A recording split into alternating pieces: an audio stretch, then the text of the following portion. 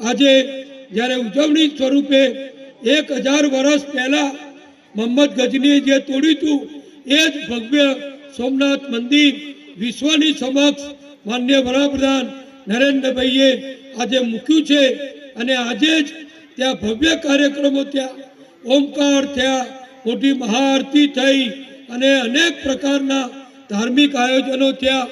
એમાં વડાપ્રધાન નરેન્દ્રભાઈ અનેક પૂજ્ય સાધુ સંતો ત્યાં ઉપસ્થિત રહ્યા। એને આજે 1000 વર્ષથી આપણી હિન્દુ સંસ્કૃતિ સનાતન સંસ્કૃતિને જીવંત રાખવાનું કામ આપણે બધા કરોડો હિન્દુઓએ કર્યું અને એને શિરમોર કરવાનું કામ, દુનિયાને બતાવવાનું કામ કે તમે ગજનીઓ આવો કે ઔરંગઝેબો આવો, અમારા હિન્દુ ધર્મને, અમારા સનાતન ધર્મને તમે કોઈ દિવસ કદી નુકસાન નહીં કરી શકો। હિન્દુઓ એક છે અને હિન્દુઓ સંગઠિત છે એ બતાવવાનું કામ આજે વડાપ્રધાને જ્યારે કર્યું છે, એનો ઐતિહાસિક દિવસ આજે છે।